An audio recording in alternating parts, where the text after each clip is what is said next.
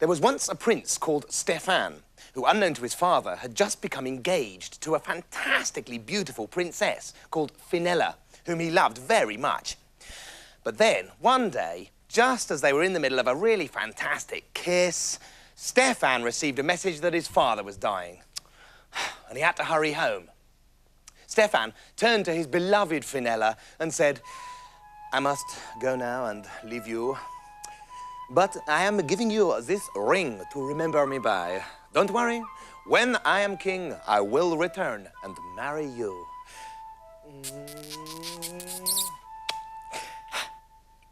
So, Prince Stefan went home, and his father said, "Ah, dear Stefan, I'd like you to get married."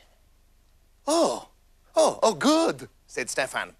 "Yeah, I'd like you to marry Princess Ethelberga, daughter of Mad King Ralph." Oh dear, said Stefan.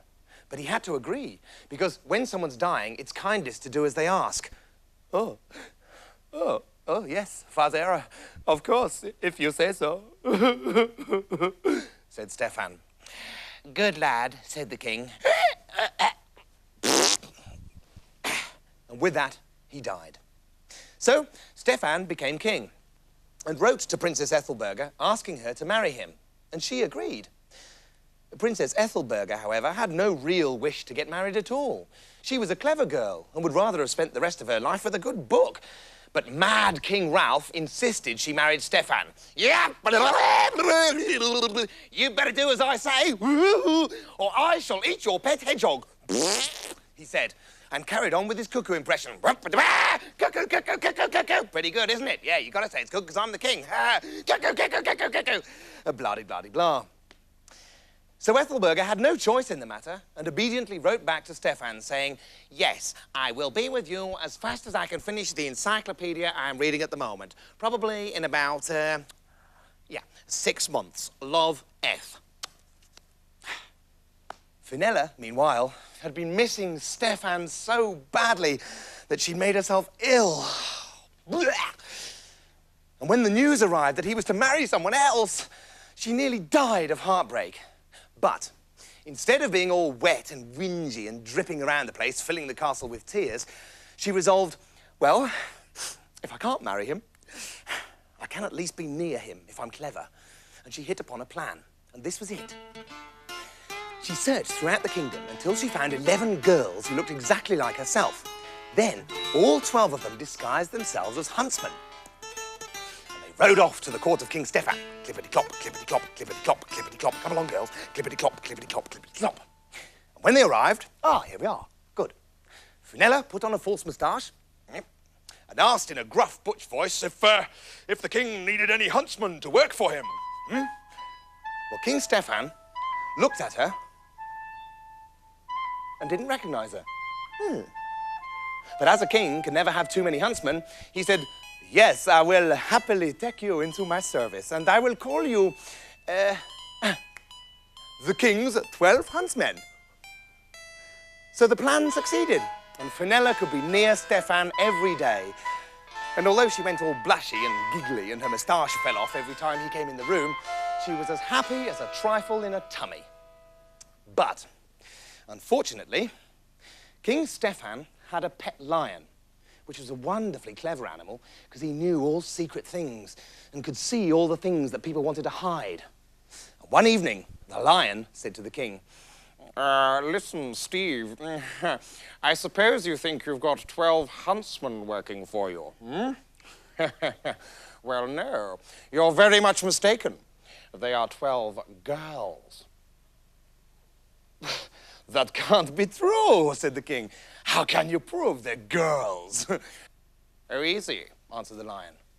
"Just get one of the servants to throw some dried peas all over the floor, and then you'll soon see.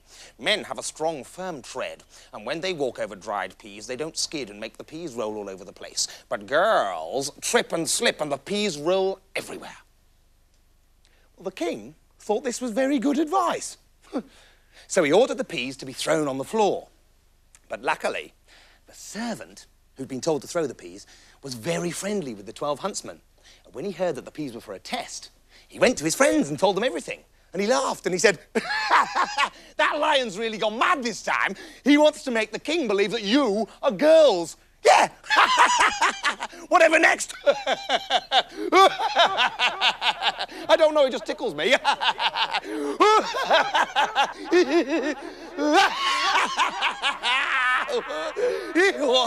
off he went, laughing until the stars came out.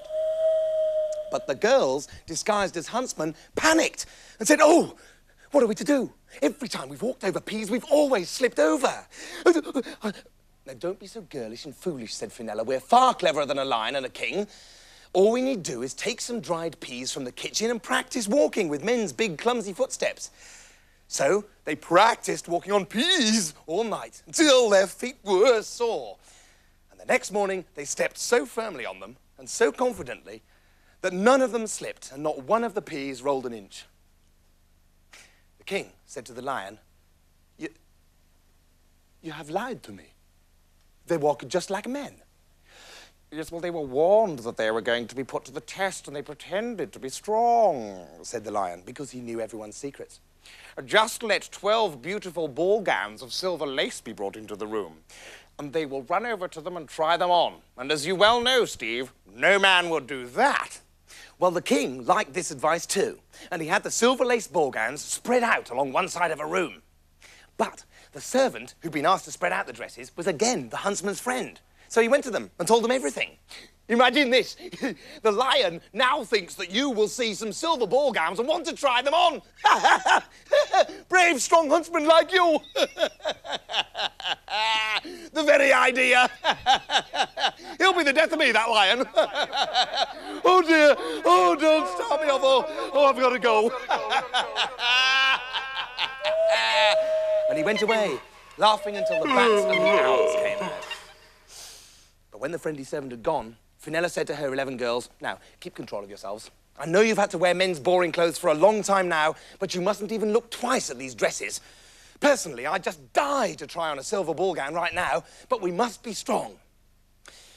Well, the king had his 12 huntsmen summoned the next morning, and they went through the room and never looked twice at the ball gowns. In fact, they behaved as though they hadn't even noticed them. The king turned angrily to the lion and said, you have lied to me again. They are men. They are not interested in dresses at all. Get out of my sight.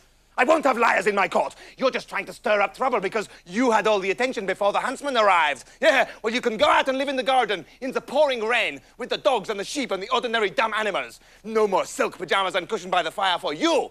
And stop calling me Steve. Don't even speak to me at all. Very well, said the lion. And he went out into the cold rain. Well, King Stefan grew even more fond of his 12 huntsmen. Now he had no lion to talk to. And whenever he went hunting, they all went with him. But one day, when they were out hunting, news came that Ethelberga had finally finished reading the encyclopedia and had arrived at King Stefan's palace ready to marry him. But when Fenella heard this, her heart almost burst, and she fainted, dead away, and fell off her horse. Stefan rushed over and pulled off her big hot huntsman's gloves to cool her down. And there, on the huntsman's hand, the king saw the ring which he had given to Fenella. And when he looked more closely at the huntsman's face, he recognized that this indeed was Fenella. Well, his heart was so overjoyed, he kissed her. And as she opened her eyes, he said, you are mine.